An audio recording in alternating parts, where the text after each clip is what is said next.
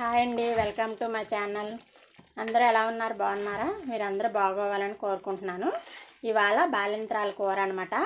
గసగసాలు, ధనియాలు, జీలకర్ర వేసి ఇలా చేయాలి. ఎలా చేసానో చూడండి, చాలా టేస్ట్గా ఉంటుంది. స్టవ్ వెలిగించుకొని ఇది నువ్వుపప్పు నూనె అనమాట. ఈ బాలింత్రాలకి వేసే కూరలో నువ్వుపప్పు నూనె వేసుకోవాలి.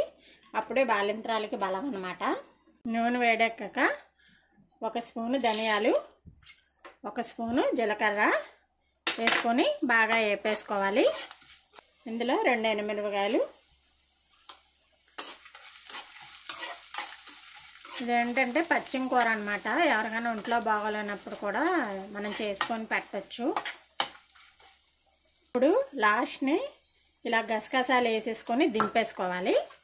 ఇప్పుడు మిక్సీ జార్లో వేసేసుకుందాం. మిక్సీ జార్లో చిన్న అల్లం ముక్క, 2 ఉల్లిపాయలు, కొంచెం పసుపు కొమ్ము ఉంటే పసుపు కొమ్ము ముక్కలు వేసుకోండి, లేకపోతే పసుపు వేసుకోండి.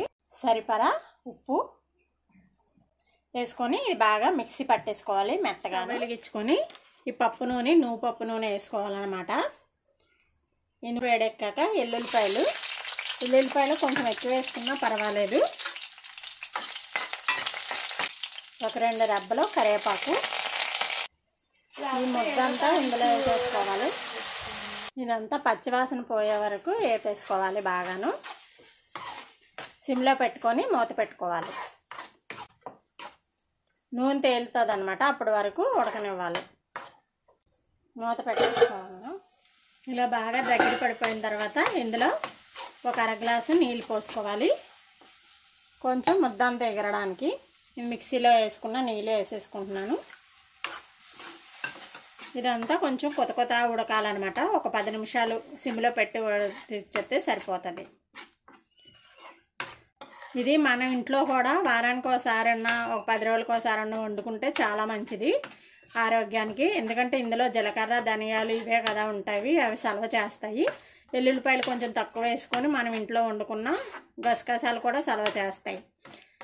మంచిదన్నమాట. పైత్యము, కఫం అలాంటివి ఏమి రాకుండా ఉంటాయన్నమాట ఈ కూర వల్ల. ఇలా చిన్న చింతపండు ఇందులో వేసేసుకోవాలి. వేసుకొని కొంచెం ఉడకనిస్తే కొంచెం పులుపు వస్తుంది అనమాట. మనం గసగసాలు రుబ్బే దాంట్లోనే వేసేసుకోవచ్చు, లేదంటే ఇలాగనే వేసేసుకోవచ్చు. మూత పెట్టి సిమ్లో పెట్టి ఉడకనివ్వాలి. ఎలా ఉడికిందో చూద్దాము. ఇలాగా నూనె తేలిపోయే ఉడికే వరకు ఉడకనివ్వాలన్నమాట. ఇప్పుడు బౌన్లో తీసేసుకోవచ్చు.